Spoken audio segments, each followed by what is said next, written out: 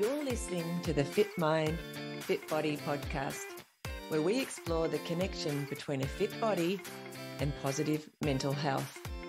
And our big mission? It's to help 10,000 runners to develop fitter minds in the next 2 years. I'm your host, Michelle Frost. Let's get moving.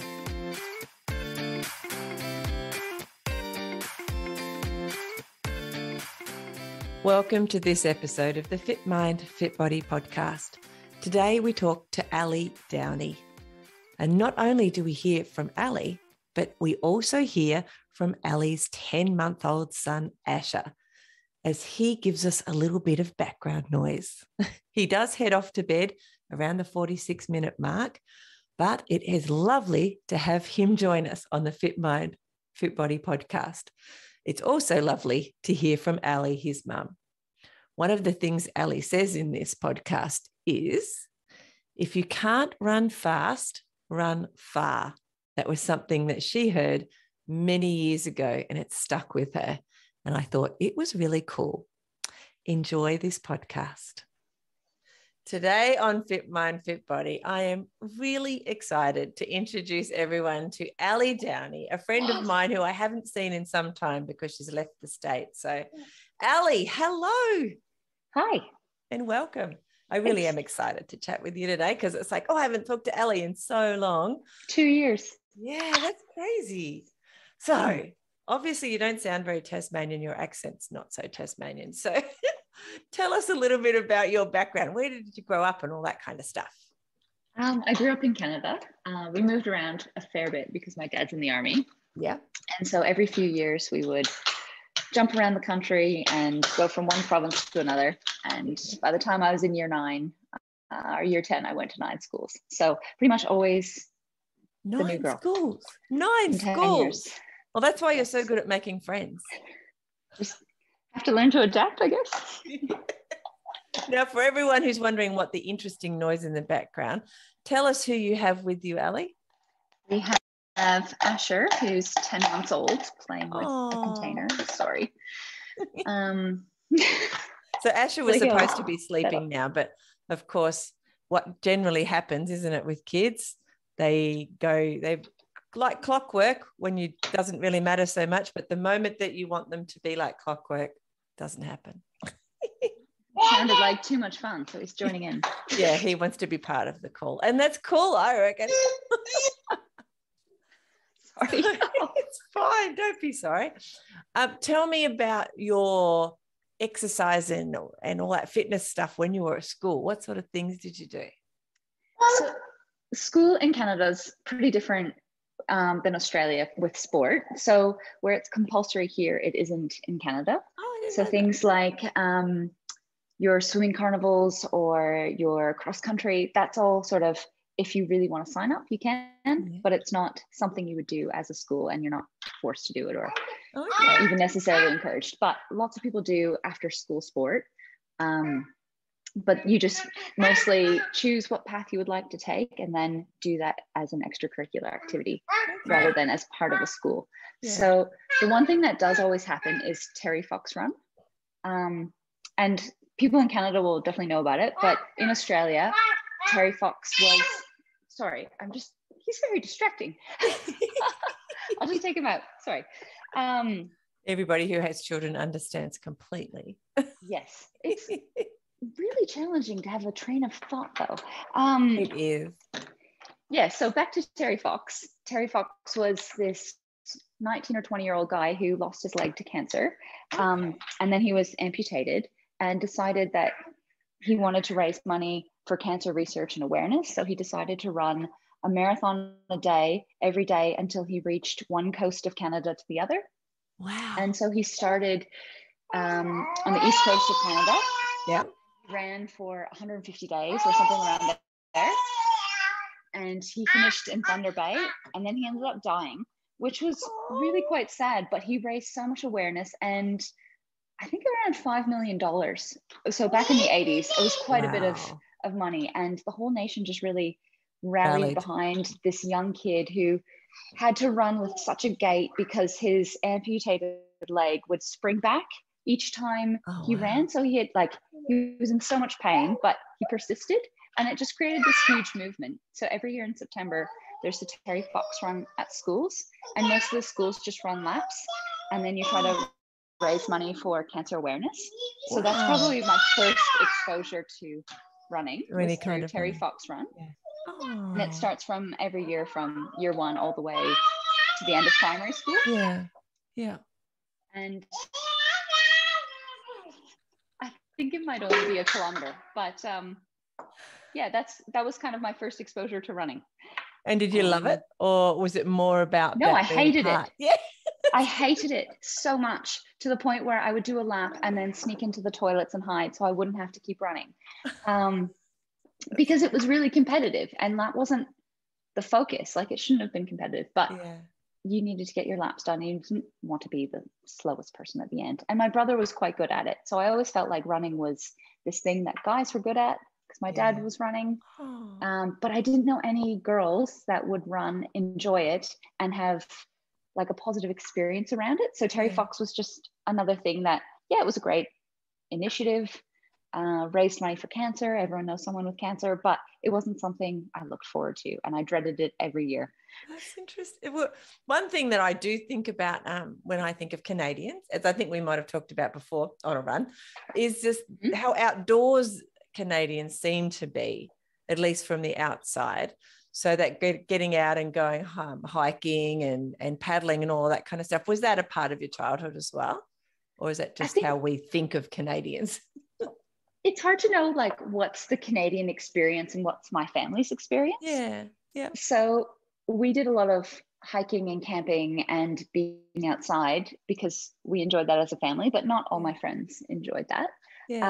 But it was something we definitely enjoyed doing. And Canada's so big and beautiful that there's lots of places to see, but it's also very cold. So camping in the winter is not really a thing. So there's a very small window of when you can be outside and it to be really enjoyable. And so I think that's usually when you'd get the idea of most people wanting to camp. So what sort of sport did you do then in your childhood? I was a swimmer, so I swam quite a bit. And we trained really hard. So it would be sometimes up to 20 hours a week of training. So before school, after school, Saturdays, Friday nights, Sunday mornings, swim meets. You're kind of always sore, but it was really enjoyable. And then I played water polo up until year 12 and started coaching swimming. Oh, wow. So I swam competitively for 6 or 7 years. Gosh, that would have kept you. Maybe longer. So can you remember thinking why? So were you doing it because you were getting results, or were you doing it because it made you feel good, or like why do you keep doing? Yeah, for the swimming, because it's when you have to do all those long hours in the early mornings and things. I loved it. Like I love diving into the water and just being the first to kind of cut through the water and like just feel strong in the pool. And it was something I didn't have to compare myself to my brother, because he had his hockey and he was quite involved in hockey from a really young age. And it was something I felt like I was okay at. And it was a real community. Like you have a really strong swim team where you see your coach all the time and you kind of build those relationships. Even though it's an individual sport, it's still very much a team atmosphere. So that was quite enjoyable. And I ended up getting quite a few injuries. So I started running because I was too sore to keep swimming. That's interesting. So that's because often runners end up in the pool from injuries. Yes. And then they're up in the pool to recover. The other way around. That's like, I don't think I've ever heard anyone say that. They went from swimming to running to get over an injury. It's usually the other way around. I just had chronic pain in my shoulders and like my joints were really, really sore already in year 11. So I got to the point where I was running just to try to stay fit for the pool. But then I started to really quite enjoy running. Well, that's how ridiculous that you would just enjoy running. I don't understand that. No, of course I do. So you move on to university. Did you go to university in Canada?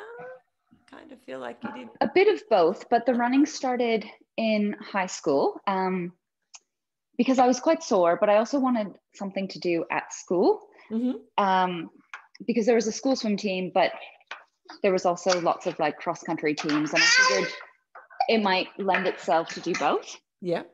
And so I was doing cross-country a bit to stay fit for swimming. And then there was this parent-funded trip to go to Vancouver for the Sun Run, which is a 10K race. Yeah. And the only stipulation was if you could go to every practice, you're allowed to miss 3 practices, I think. And if you made it to all of those, you were allowed to come on the trip. And so the school had organized this, and there was probably 60 of us from year 10, 11, or 12. Yeah. And we would drive from Edmonton to Vancouver, which is 14 hours.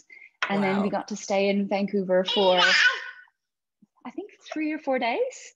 And then we would do this 10K race. And so I figured it would be a fun way to travel. My parents were paying for it. And if I have to run 10K, oh well, I get to hang out with my friends. And we trained all through winter. Wow. And then we went in, I think it was May. And I did that every year in high school. And that's what really hooked me into running, was this fun run that wasn't competitive. It was just enjoyable. You got to do this amazing race with like 100,000 participants. And we got to stay in a nice hotel and stop at the hot springs on the way. And it was just really well done. And I think it hooked us into running before we left school, so that we had those habits while we were in university. Yeah.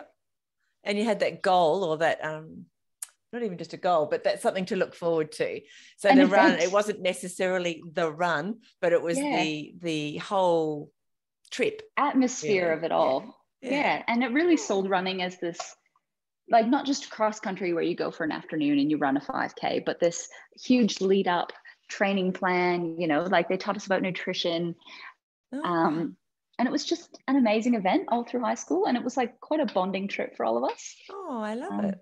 Yeah, it was great. That's really cool. So when you suddenly had a choice, why do you reckon you kept running? Why do you think you kept running when you suddenly had a choice? I think I got quite hooked in year 12 as I was transitioning out of swimming. I still craved being active, and feeling like that soreness in your muscles is so, like, I don't know, it's really like addictive to feel like I can feel my muscles, I feel stronger, I feel fitter, I feel like I can take on more because my mind is clear, because I've gone for that run and exerted myself through the day, and now I feel like I can do everything else. So I kept that going, and it just really helped me while I was studying. And then when I moved to Australia, it was a great way to see everything in Townsville. So how did you end up in Townsville? Can you give us a little bit jumping of that ahead. background? No, that's fine. It's fine. So I did 2 years of uni in Canada. Yeah. And I was kind of at that crossroads of, what do I want to do? Do I want to keep going with studying education? Do I want to do something else? So you were training to be a teacher in Canada? Well, you have to do 2 years of undergrad arts before you can then specialize in education. So I was pretty lost. And so I thought, I'll just go to Australia and do a year as an au pair, and get found. Then maybe I'll have some time to figure things out. So I did that for a year and lived in Townsville and stayed with a family that worked at the mine. And so, found a really good group of friends my own age, and a lot of them were also into running. And so we'd run along the Ross River and explore Townsville and go on hikes and travel up north. And we had a really good time. So I fell in love with Townsville, but also Australia, and really desperately wanted to stay, but had realized my time was coming to an end. And then in the last 2 weeks, I met Will, who I'm now married to. That is that lovely. That brought me back to Australia after a bit of time back in Canada for a year, and then I came back to Australia and finished off studying here. So you finished your education degree in Townsville, is that right? Yeah. Yes, at JCU. Yeah. So when you went back to Canada for a year, did you study then? Or was that was like, I did another year. Yeah. Of education as well. Study. Wow. And then back for some more. So during all that study time, you ran as well. You were saying before that helped your study. So tell me how it helped, do you think? Well, I have a hard time sitting still for long periods of time. Well, I think a lot of people might have that. And so I just kind of get antsy. But I find if I go for a run first or break up a long period of study, I can focus for so much longer. Yeah. So I found once I had a routine, like when I was studying in Canada, I would get to uni pretty early, but then in the middle of the day when it had warmed up enough, I would bring all my things with me and then go for a run in between classes.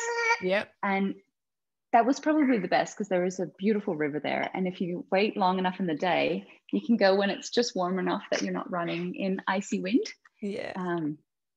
So it's the complete opposite in Australia, but it was nice to have that break in the middle of the day where you can kind of reset, refocus, and then be ready for the afternoon classes. Yeah. And it was probably the only time I'd see the sun in the winter is if I went in the middle of the day because it was so dark from, it would get light out at 8 and then get dark at 4.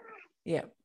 So those midday runs were always really exciting. Yeah, because you could get out and have some fresh air, as you said, in the sunshine, some vitamin D, and then be able to focus better. And that's what the studies have shown as well, that when we get go out and exercise and we can then focus better, like our brains are wired that way. So then it helps us to focus once we've done a little bit of exercise. So that's awesome that worked for you. I'm looking at your little fella and he is just the cutest thing. What a shame everyone else can't see him. Really wild. He's like busy boy. He's wonderful. So you came back, you married Will, you finished your teaching degree. You were still running at that point, obviously. You look like he's putting his hand up, then he wanted to say something. Oh, and he wants your cup. Tell me, so you were, I'm just trying to think, when in Townsville, the running must have been quite different than in Canada. Yes? That's like, I expected it to be hot, but I didn't expect it to be quite so debilitating straight away.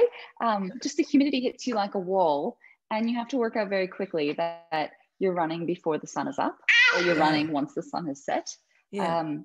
Otherwise, like, I just found I was burning out a lot quicker. I didn't kind of get the hydration right. So once I worked out, if I go before the sun rises, I can survive. But it took a while to kind of find that sweet spot of when to work out. Did you find it was an acclimatizing as well? Like that you actually could, as you'd been there longer and longer, your body got more used to it? It probably took a year before I felt like it wasn't incredibly uncomfortable, especially in the summer. Yeah. And before I had left to come to Australia, I had done the Hypothermic half marathon, which is when you run at -20. Whoa. What? And so it was like from one extreme to another. Both challenging, probably easier to run in the cold than the heat. Isn't that funny? So, that's crazy. Yeah. I've never heard of that. That just sounds mad. It's a pretty fun race. So like you'd be running looking like a marshmallow. At like -20. Surprisingly, you don't have to wear as many layers as you think. It's pretty much just like a long sleeve shirt and a jacket, and then you're good to go. Wow. That's amazing. I'll have to look that one up.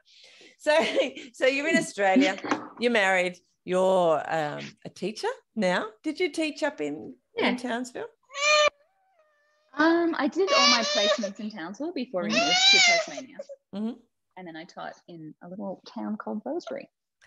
Rosebery, and anyone from Tasmania who's listening to this definitely knows how little Rosebery is. Yes, on the west coast, the wild west coast. So you're on the west coast because your husband's working in the mining industry. I happen to know that. So, you did some running while you were down here as well, like on the West Coast? Oh, absolutely. I found that was my first real introduction into trail running because there were no sidewalks. Yes. So it was out of necessity that I got into trail running. Wow. Because there was literally nothing else to do. Like when you become a mom, you expect, oh, I'll go to play groups or I'll go to a prenatal yoga class and it'll be amazing. And I'll join all these mothers groups. And there just wasn't any of that. There weren't any play groups. There weren't any other active moms. It was quite a transient area. And so basically all I had was hiking and running. And that's pretty much all I did with Josie at the time. Was just go for a hike. So how long were you there for? How long were you in Rosebery for? 4 years. 4 years. Wow. Yeah. And did you have Josie? John there as well? Jonathan? No, John was born in Launceston. Okay. There you go. Yeah. So you had a little tiny baby and you were in this, maybe a place. Did it remind you at all of Canada just because it's so wild over there? It did a bit, but I never lived that remote. Okay. So it was my first taste of really being remote. We were an hour and a half from a Woolies, an hour and a half from a hospital. Yeah. So you really had to plan ahead, but also just make the most of what you had. Like there's sort of two ways you could go about it. You could lament over not having anything that you wanted or the activities weren't there, or you could just go for a hike. And so we were only an hour from Cradle and we spent a lot of time there. Yeah. Just taking Josie in the hiking backpack and exploring as much as we could to make the most of it. Yeah. Which I'm glad we did because it's a really beautiful spot of the world. Like it's just very remote. Oh. So so obviously we can traverse people through. You guys moved to Launceston and you but your husband had to go down to work, still working in the same mine, so he wasn't home for week on week off or whatever, that kind of. No, he was only home on the weekends. It was only home on the weekends. 5-2. So it wasn't even as good as that. So so challenging. So it was a 5-2 roster. And then you had two young children, and you were a single parent during the week, basically in Launceston. And you started running again, or you were still running, you got back to running. Actually, one question I did want to ask about is running when you were pregnant and when you had the little, like when the kids were really little, how you found all that, how you dealt with that. I think I had built up a bank of running miles, so I wasn't really missing it. And I had set a goal that I wanted to run a marathon before I graduated from university. Yeah. And so I felt like I had ticked that off a little bit, where I could put running on the back burner and not feel like I was missing a fair bit of it. So I just kind of took it as it came. Like if I was feeling up for it, I went for it. And if I wasn't too upset about it. So no pressure, which is good. Yeah. Whereas with Josie, I found out at 28 weeks that she had stopped growing. Okay. And I had thought it was from all the exercise. Yeah. And so when they said like your fundal height has stayed the same, and that's the measurement of your stomach, and it increases a centimeter each week until you're 40 weeks. Yep. And it had decreased, and I thought, oh, I must be doing a great job. I'm staying very fit. But really it's because she had stopped growing. And so that was a bit of a trying time. Yeah. So I was then put into observation for weeks, and she was born at 34 weeks and she was 1.5 kilos. So we spent a lot of time in Burnie until she was able to feed, and we could leave when she was 2 kilos. Wow. So that was a bit of a challenging time, but and so I wasn't prepared to have a C-section. That wasn't like in the plan, not that there is always a plan, but the recovery from that took longer than I expected. So I just really eased into running after Josie. So it took quite a while to get back to it. And by the time I was pregnant again. So it felt like I had a bit of a hiatus there. Yeah. Often I think that happens. I mean, not everybody has those challenging pregnancies like you did with Josie, but people, when they get pregnant, it does change things for a while, quite for a lot of people. You can't just go, a lot of women, you can't necessarily just go straight through and expect to do everything just as you've always done it and with no change, et cetera. But anyway, so did you run it all with Jonathan? Is it when you were pregnant? Because he was much healthier. He was 4.1 kilos, so at the end of the spectrum. Yep. I ran until I think it was 32 weeks. Okay. Like I felt really good.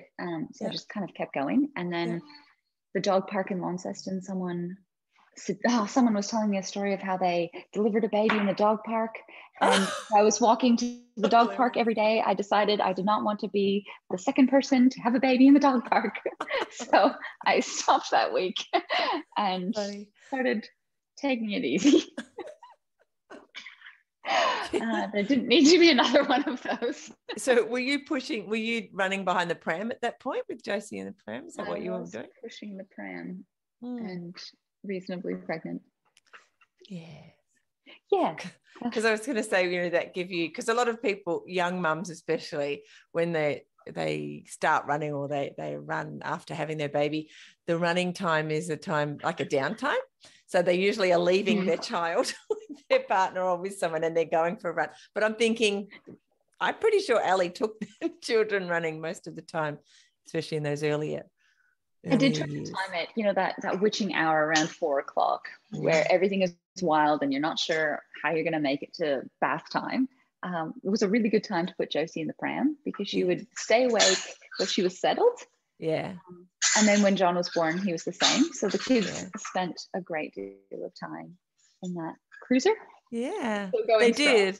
And I would like to add to any of those young mums out there, and actually have already had 2 pregnant women on the podcast who, when their episode went out, had already had their baby. So there's a couple out there who are in this phase right now, although their babies aren't quite old enough for this tip. But one of the things we love whenever we go running with Allie, and she had Josie and John with her, is the amazing food that she would pack for them. So they would have these little snack packs full of, actually we were quite jealous because there was so much food that these children were eating on the way around. So it's no wonder that they couldn't wait to get in their jogger.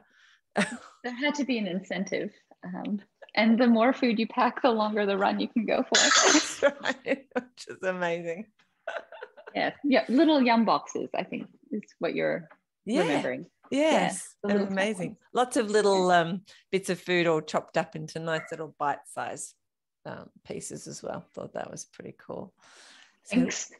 Well done, Allie. So, I mean, I guess that moves us on to the fact that the way you managed to be technically a single mum for a couple of years with 2 kids because your husband was only home mostly on the weekends was you took the kids with you.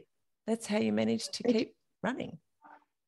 They just came everywhere with me. And it was the really nice time that you don't even appreciate until they're at school, where you have this freedom outside of that rigid school hour setup that you can just take your time. If you want to spend the whole day out running, I used to call it a park crawl, where it's similar to a pub crawl, but you'd go from one playground to the next and you just spend the whole day out, and you pack a picnic blanket and maybe some snacks and extra water for you, and you just spend as long as you can outside, and every playground you stop so the kids get out and have a play and you have a break, and then it's a really good way of getting kilometers up. Like I used to run to Kids Paradise, which is always a fun one, and so that was 10 kilometers from my house, but then the kids would have this wonderful play and I'd have some downtime, and then I'd feel fresh enough to run home. That's amazing. And that would take us all day, but there was no time limit, and you can just time it with their naps. And if you get home at 4, well, that's fine, because you don't have school pickup. Whereas now I find that a bit trickier because you have to be on time for things. Because you've got schools to worry about. School runs, Whereas that was like a really special time where you could just take as long as you need. If you want to walk, you can. If you want to run a bit harder, you can.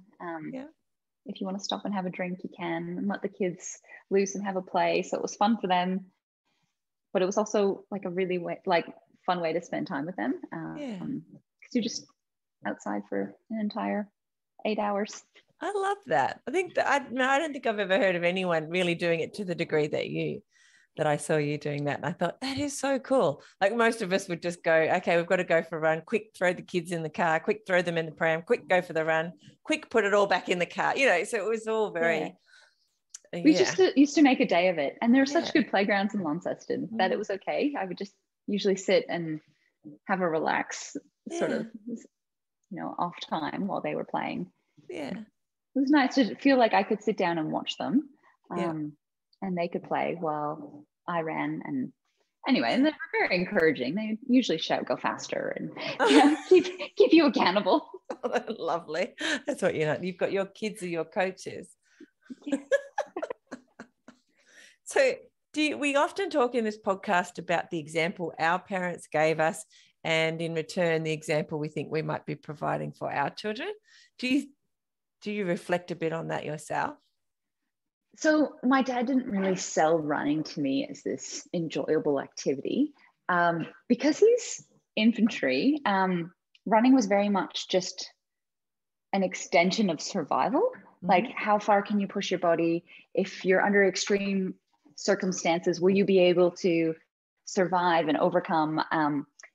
And because he spent so much of his life like on the front lines of extreme conflict, it was very much like this mental strength scenario. So he spent a lot of time in Bosnia and Afghanistan and Kosovo, and like a large portion of my life. So when he would run to push himself mentally, but not necessarily because it's enjoyable.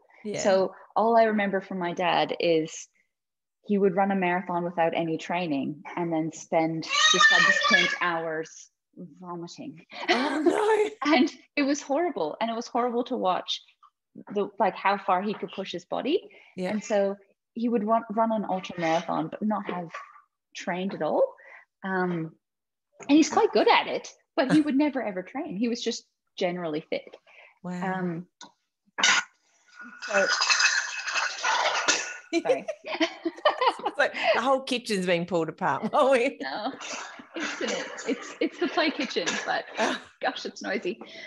So I just remember seeing him in agony.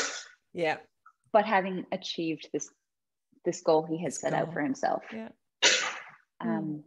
So I definitely don't want to have that as my children's perception of running.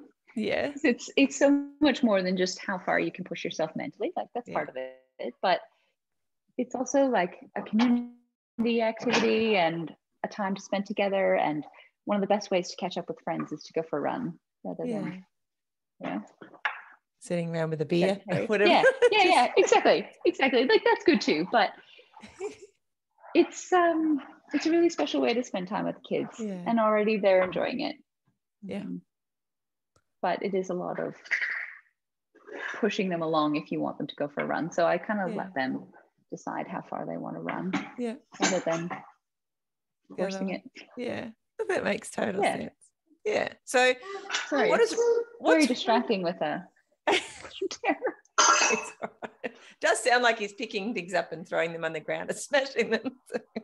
But obviously it's just, I mean, as in breaking them, but obviously he's not. It's just a play one. So as you said, what's running look like for Allie now? Like now you have 3 children and school's involved, so it's providing some constraints. But your husband's home every day, is my understanding, where you are now. Which is why we moved. Well, where are you? Really nice. We're in Orange, New South Wales, enjoying the 5-degree rainy weather. So it does feel a bit Tasmanian. So running now is usually at 8:30 at night onwards. Once I get all 3 to bed, I tend to go for a run, which is nice. I do miss running with the pram, but we got to the point where do you put the third one? The first one should be on a bike, but she's not quite there yet. My goodness. Sorry. He knows I'm not paying attention. But he wants the attention. He does. Yes. So where are we? So you're running at night. Running at night, which has been good. It does get a bit late. So sometimes I get home at 9:30 or 10. Yeah. But it's kind of the only time I can fit it in. Yeah. Now that the kids are in school and that window of opportunity isn't always there with Asha, and there's all these other jobs to get done during the day. But it's good. It means I'm not pushing a pram. So it feels a lot easier. Yeah. Even though it's late. So how often are you going? 4 or 5 times a week. Okay. Peak lockdown was a bit tough. So I signed up for UTA 50. Allie, wow. That's like next May or something, March or May, I feel. Is that right? Yeah, we have 6 months. Okay. Plenty of time. I think it's May. It's May. It's definitely May. It can't be March. No. I won't be ready by then. Have you got lots of hills there in Orange? Orange is really. Okay, so that's all right. You can you'll be fine. You'll rock it. Well, my new motto has been the longer I take, the bigger the break. Oh. So I have 14 hours. But yeah, it is a bit daunting now. What have I done signing up for this? But it's nice to have a goal and to have something outside of parenting and teaching and other life stuff. So I was going to ask, do you think you're more goal focused, or is there another? What motivates you to run apart from? I think that was a dark day in lockdown, and I needed something to look forward to. That wasn't about just being at home and a bit of hope for the future. Like, it was feeling a bit bleak. Yeah. We weren't sure when it was going to end or how long this was going to continue. And there's a lot of homeschooling and a lot of children all the time. And it just started to feel overwhelming. And I also got to the point where it was like this unhealthy spiral of, I would love my body back before kids, but focusing on diet and exercise can become really negative. Whereas if I'm focusing on nutrition and training, all of a sudden it's much better. How old are the 3 kids now? Josie's she will be 6 in April. Sorry, skill testing questions. John will be 4 in March. And Asher was born on Australia Day, so he'll be 1 this coming January. So they're quite close, really, aren't they? They've got, well, I suppose it's like that 2-year age gap between. And then 3 years between John and Asher. So there are plenty of us who know, and we can advise you, Allie, that it is just a season, and none of it lasts. As you pointed out before with the 2 in the pram and how delightful those days were, it's just a season. And there are things in this season which are amazing, which you will miss when you no longer have them. I think that was one of the best things about our running group in Launceston, was just how much perspective there was from my aunties, you know, that from all these I older ladies referred to you as. That you're just like, this too will come to an end. Enjoy it while I'm in it. And you guys always took the pram and gave me the option to run at Cataract Gorge, so I didn't have to push that monstrosity around all the time. And it was just, it felt like such inclusive village, you know. Everyone really loves the kids and grow up a bit. Because they're amazing. And that's what, you know, running communities are often like that, as you kind of implied earlier. I think you said something about that even when you're teenagers, when you were a teenager and you ran for that whoever it was, Fox. Terry Fox. Terry Fox. You know, you talked a bit there about it being the community and the group of that you were hanging out with at that time, and how, you know, what that was like. And that was one of the reasons you kept doing that, because it was one of the positives to it before you fell in love with running, that is. But it's nice that it's always been a constant. Even how it changes. Yeah, that's right. It can be here no matter what, you know. Yeah, exactly. Like you said, it doesn't, and it's the running that you do at one period of your life is probably not going to look anything like that in 10 years or whenever, because your life has changed and you'll have different goals and focuses, but you can keep running. You don't have to stop. It just looks different for that period, which is lovely. I think it's kind of really flexible that way. It is. How long do you think you'll run for? It's probably a good time to ask that question. Sorry. How long do I think I'll run for? Yeah. I think until I can't.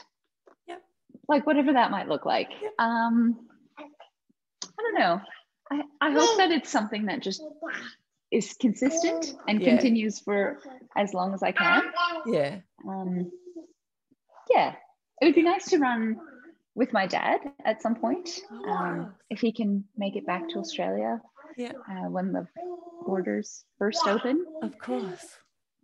So that would be nice. Yeah. To do some family running. But I don't know. He's still running in his 60s. That's great. He's becoming less goal oriented, which is also nice. Yep. I think he's starting to run because it is actually enjoyable. And my grandma still runs. And she's in her 80s. That's awesome. Yeah. She took up running in her 40s and did her first marathon at 50, I think. That's fantastic. And when she retired, she decided not to run marathons anymore because she wanted more time to socialize. Mm-hmm. So she's back down to half marathons. Good on her. So you've got great examples in your family. Yeah, like she is actually a wonderful example because she's always run with a group of ladies and she enjoys her long runs, and that was always her time out. Yeah. And it didn't start until everyone had left the house and it was her time, because it was a bit more conservative in that everything had to be sorted before she could run. Yeah. But to see her follow that through from her 40s, like nearly 40 years of running, and how much she still enjoys it is really, really special. That's fantastic. And she's so vibrant. And I think a lot of that comes from the joy she finds in being active. Yeah, being fit and healthy. That's really cool. I love that. Yeah, so she's pretty awesome. I often ask people when they first called themselves a runner. Can you think of that in your head? I think in my mind, I was a swimmer for so long that it was then hard to transition from that idea of I am a swimmer to I'm a runner. And it probably wasn't until I ran a marathon that I felt like I wasn't faking it, like I was legitimately a runner, even though that's total rubbish. Funny, like if you run, you're a runner. You don't have to have ticked a box of having completed something to then say, oh, I'm therefore a runner. Exactly. So I think it wasn't until I had started doing some races that I felt like, oh, maybe I'm more of a runner than a swimmer. Yeah. But now I think those barriers have been broken down. So it's less of a hurdle that you need to overcome to consider yourself a runner these days, which is really nice. Whereas I think before you had to be like competitive, or at least I felt like you had to be competitive and like actually winning something before you could consider yourself a runner. Yeah. Or it's just a hobby that you do and you might jog. And next week it might be something else. I might take up knitting instead or something. Exactly. This new fad. So in saying that, have you ever had, I mean, obviously you've had periods where you haven't run so much because of pregnancy and other things. Have you ever had an injury that's put you out for a little while? When I moved here to Orange, I really was desperate to make friends because I had come off this high of being in Launceston and being part of these amazing groups. So I was trying to fit in and keep up. And the one person I found running was training for a marathon. And I figured, oh, how hard can it be? I haven't run in a few weeks because we've moved house and, all of these extra life things.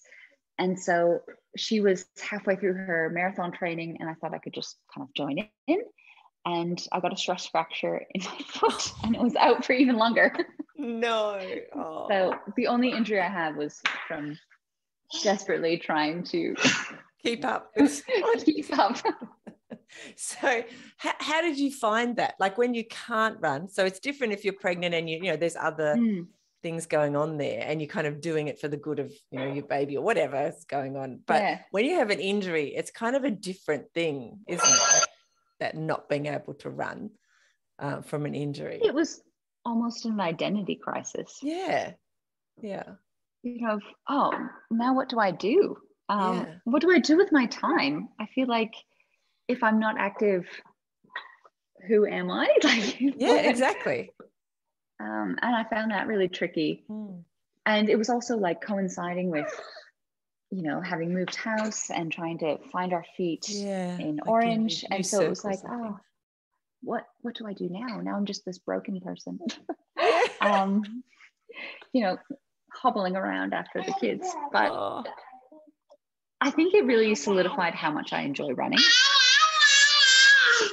Isn't it amazing how many people are actually running when you're not running? You notice that everybody is running. Exactly. And how much I just took it for granted. Yeah. And so I really appreciated like what body can do, but also that it has limitations. And that was probably the first time I could never just push through mentally, that I actually had to stop and recover. Than pregnancy. Oh my goodness. Funny. Well, don't worry, we'll be done. We'll be finished shortly. The identity thing is something we talk a bit about. We talk about that for a reason, and that is that, you know, when you get injured, it can be a problem anyway. So for your identity, so maybe, you know, us attaching identity to just being a runner can be problematic in itself, and that maybe it's that just I'm someone who likes to stay fit, as you said earlier, because even when you're injured, you can often do things that it looks like he actually wants to go to sleep now. Yes. Is that right if we just take a let's pause while you while you go and put him to sleep. What do you think? Is that all right? I should be maybe 5-10 minutes. Of course. I'll just hit pause and stay on, and we can go from there. Sorry. Thanks. Fine. Okay, we are back with the wonderful Allie. She's managed to put Asha down for a bit of a nap, because I think it probably didn't bother all of us so much, but it was distracting Allie a little bit with her little man trying to get her attention in any way he could.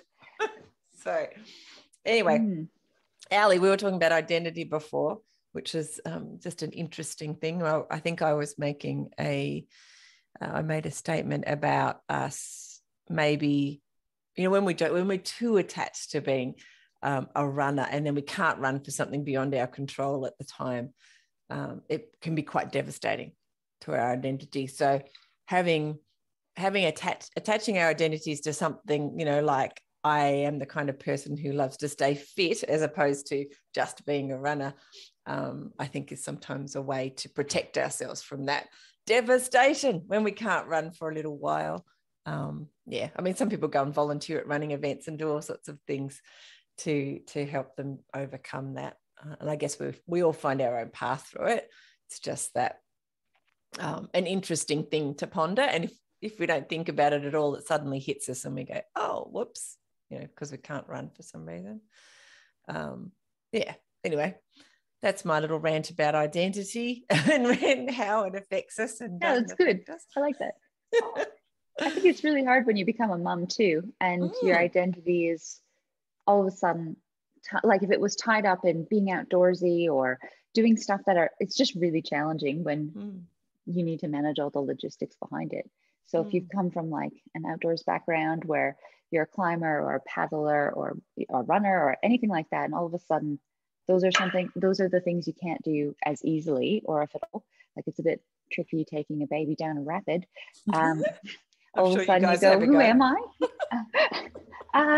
Well, we're a little bit more sensible nowadays, but you know, it is one of those things that I've talked about with some of my good outdoorsy mum friends, that these are things that we really can't do now for a period or without great amount of preparation.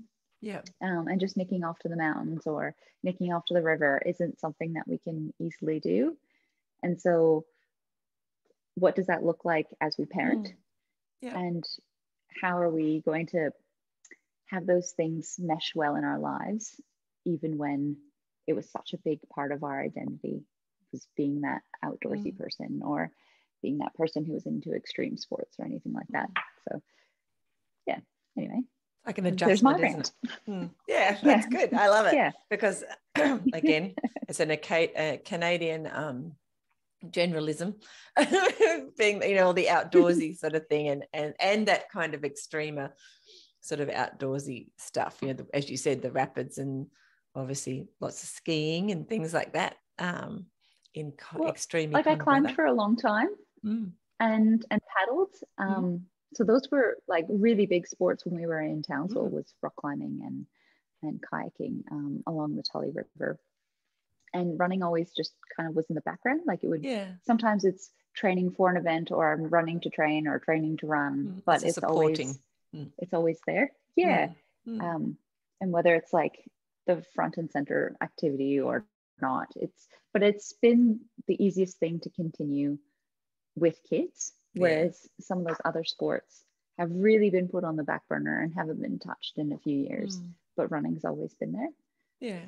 Because it's accessible, I guess, that way. isn't it? Yeah, it's great. It's like and it plays a supporting role when you are heavily into those other sports often too. Yeah, that the role to keep you fit as well, which is sort of how you started it anyway. So it's kind of interesting. Yeah. Do you prefer, and I think I know the answer to this, do you prefer trail running to road running? I think it's really changing, actually, because I used to get quite a buzz from rock climbing and that sort of in-flow feeling where you can't think of anything else. You can only think of the next step or the next climb or the next rapid, and your mind just really focuses. And so prior to having kids, running was a really good escape, and I could kind of let my mind wander and just zone out a bit. Whereas now I really like trail running, where I just have to focus and have to just think of one foot in front of the other and not think about all the other things that are happening. Whereas road running is really good for that, where you can just kind of go on a nice long stretch of road and not have to worry about anything else. Whereas mixing that with trail running has been really fun. So I don't know. I think they both have a purpose and a place.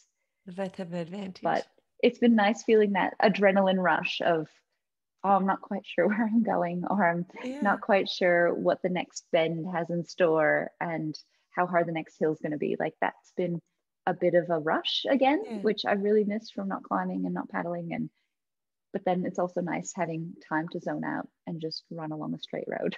Yeah. So, and do something. Yeah, both are good. Which brings me to another question I often ask, and that is, what kind of things are you thinking about when you're running? Don't have to be specific, of course. I think it varies. Like some days parenting is just really, really relentless, and you're just playing over all the things you could have done better in the day, or how you could have been calmer, or it's like a nice time to reflect. And other times it's that never ending to-do list of what else do I have to do? What's in the fridge? What do I need to sort out when I get home? So often it's just a bit of nothing really, which is also nice. It is. It's kind of that downtime as you were referring to before. Yeah. And sometimes it's just nice to run with friends and hear how they're going and not think about all the things that are happening in your own life. Yeah. And so running with friends is really nice for that too. I love the way you just described ideas and problems. I love the way you described the difference between, you know, road running versus trail running and what's going on in your thoughts then, because I think that's a really good way to describe what can be the difference between the two and the benefits that we can have for both, which I think is really cool. And I think with trail running, you notice when you're letting your mind wander outside of the present, because you trip and fall. Whereas like if you're not focused on exactly where you're putting your feet, or just managing the run, like being in the moment, that's really great for trail running. So it's nice having the mix where you have to be so present, or you'll roll an ankle, or you'll miss the snake that's down the road, or whatever. Whereas trail running or road running, you can just wander, let your mind just explore the problem that you're trying to solve, and just enjoy it. I love or that. Listen to a podcast and or listen to a podcast. Do you find that you listen to much stuff when you're running? Are you something in your ears kind of running most of the time, or just in certain situations depending on where you are and what you're doing? Because I've been running late at night, I tend not to listen to anything, just because it's dark and trying to be want all your senses. yeah but it's nice to listen to an audiobook for a long run.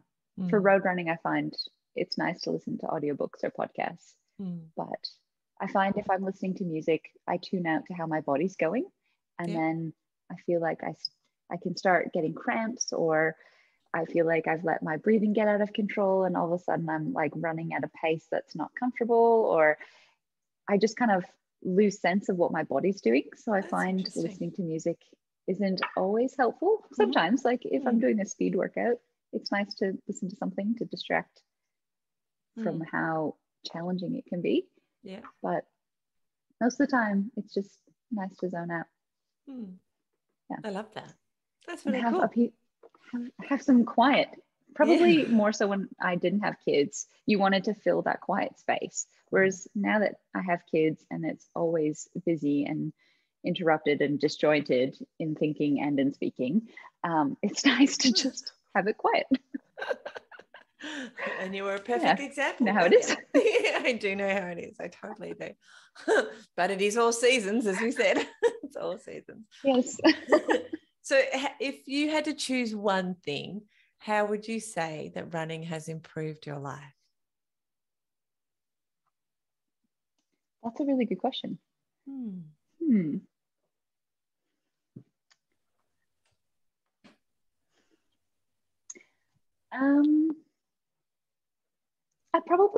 I think that probably the biggest thing is there's like been a societal shift in how we view our bodies, especially as women, of our bodies are to be looked at or appreciated. And like what size we are is sometimes how we then determine how we feel about ourselves.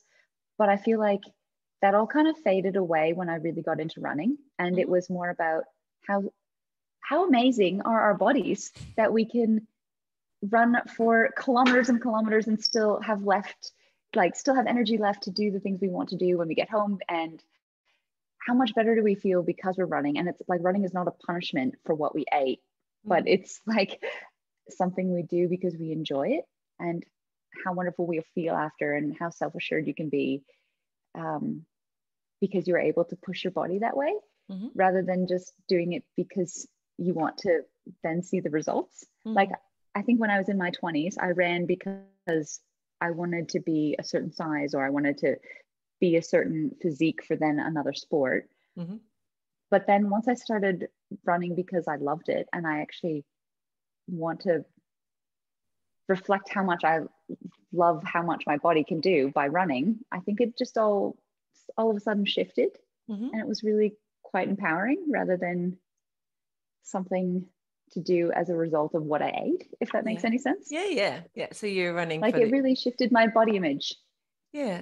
Like you're running for how it makes you feel, not how it makes you look per se. Exactly. It's a much deeper thing. I think at its core, it's something that we are all supposed to do. Otherwise we would get eaten by a saber-toothed tiger, or we would not catch our food. So our bodies are actually made to run. So when we do run, if things feel in flow, especially if you're, as you said before, listening to your body and all of that kind of stuff, then any of us, no matter our body shape or our fitness level, can find a flow, even if it's just running for 5 minutes to the next lamppost or whatever. We can all do it. Pretty much. Exactly. And shifting the mindset of like, I'm doing this because I have to, but doing it because like how lucky am I to be able to run? Like, not everyone can run, not everyone is able to, but right now in my body, I can move and it feels really good. I'm doing it because, like, how amazing is it that everything works in the way that it does, that I'm able to propel myself for multiple kilometers. So yeah. It's empowering.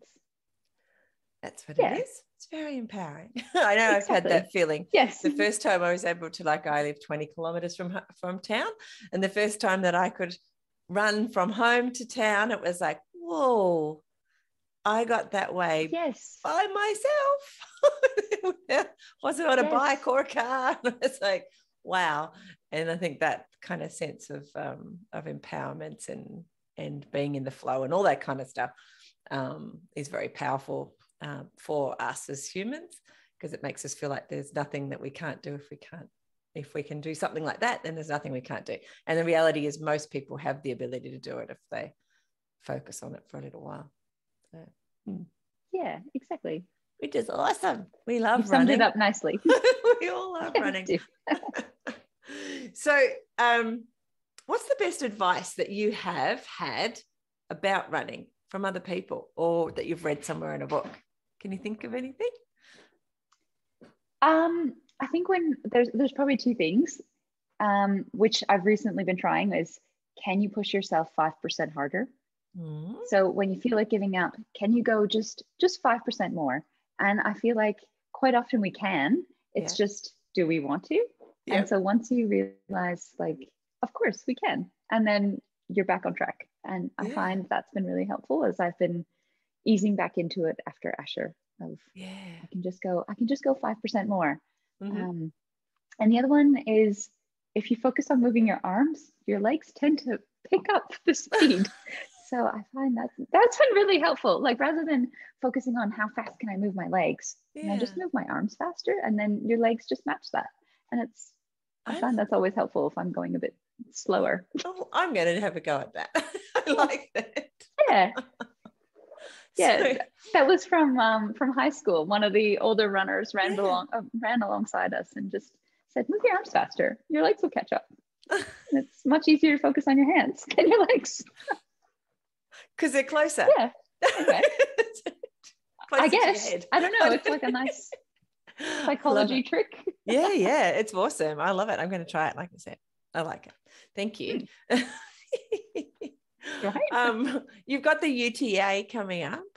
Is there anything else after that, or is it just really hard to think about stuff beyond May next year? I don't know. Like, I find it's nice to have a goal, but we'll see. Maybe Bruny Island. We'll see. Yes, you should come in Bruny Island next December, and we'll all do it in a team. Or you could just run the whole 64, and there'll be plenty of us around to support you. It is a challenge, I'd say. It's taking a fair chunk of my life to train for 50. Well, there's only 14 more. It's really not much different. Yeah, like, how hard can it be? You know? Well, that's right, exactly. And that's the attitude. What's the worst that could happen? You walk it. Yeah, right? Exactly. I love it. All right. Allie, do you have any tips for beginner runners? So if somebody came to you and said, apart from those awesome couple of tips you gave us a minute ago, what else would you, like, somebody wanting to start running, and especially, you know, to be consistent with their running, keep going? I think it's finding out what motivates you. Like, some people are really goal oriented and like the atmosphere of a race, or some people really like connecting with friends over running, or the time out and just running by themselves. So I think it's figuring out what's your personality and disposition. Yeah, like, and that it can also change. Like, sometimes it's really wonderful to run with a group, and sometimes life just doesn't work out where you can. But both are okay, and races are fun, but not racing is also fun. So just realize that, like, running is so flexible, and that it can be something you do on the side to train for something else, or it can be your primary sport, but it's always there to be enjoyed. And even if you're running to the end of your driveway and back, everything can flow on from that. And it's okay. If you're only running a kilometer, you're still running. Yeah. And enjoy it, I guess. I don't know. That was probably a little too wordy. Sorry. Not at all. I love it. I just made me think though, because a lot of people, not earlier on in the podcast, we got a lot of people saying park run, which is fun. But I didn't remind me just then to ask you whether you do park run up in Orange very much. I totally don't, because I find it just doesn't work with our family at this point. And I actually hate running 5Ks. I feel like that is my least favorite distance, and that's okay. What do you prefer? What's your favorite distance? Well, I read somewhere, if you can't go fast, go far. And so I'm not particularly fast, but I can go far. So I just find 5Ks like I'm just warming up, and then it takes me a while. I don't know. It depends. Like park run's great for some people, and I have lots of friends who really enjoy it. Yeah. But I find the timing just doesn't quite work. Yeah. So I don't do it. That's interesting. I've got some, and in this season in your life, I've got some friends who will do things like run to park run, do the park run, and then run home or whatever that they're doing. Mm-hmm. So they end up doing like a 20 or something sometimes, depending on where they're going, what they're training for.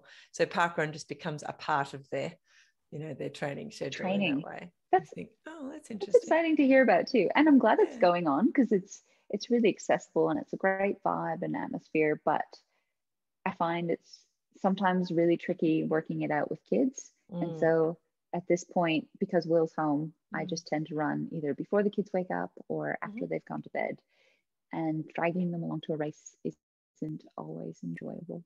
Or even park run isn't always enjoyable. In a few more years though, they'll be park run worthy. I think that tends to be something. If park run here, there's one straight that's a tunnel, and the pram is as wide as the tunnel. Wow. And so I think that was the deterrent, was because if I go, I block it up for everyone else. So I think, at some point the kids will be able to. That's why I've stopped going. They'll be able to run it themselves before you know it. I know it feels like ages away, but a few more years, if they're interested, they'll be able to do that. Yeah. And then it will be a family thing that you can do if you want it. Yeah. I think that's also the tricky thing too, is that Will's not really into running. And I think I've tried pushing it a bit harder at other times in our life. And now he's kind of coming around to the idea that running will just always be a part of my life. And maybe it's not so bad after all. So maybe he'll come out. Maybe we'll win him over. Who knows? You never know. Yeah, he's built for it. Yeah, he is. He looks a bit like a runner, actually. I was thinking. No. And he'd probably be good at it too. Don't you hate that? People who don't really want to run and really they're actually good at it. Stop it. Yeah.